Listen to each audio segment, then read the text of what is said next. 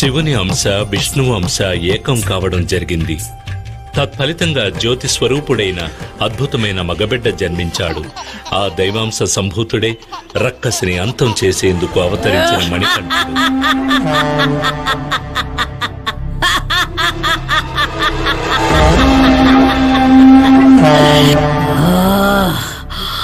దేవతల కుతంత్రం కారణంగా తమ అసురులకు అమృతం లభించకపోవడం, అది మొత్తం దేవతలకే చేరిందని తెలిసి మహిషముఖి ఆగ్రహం చెందింది.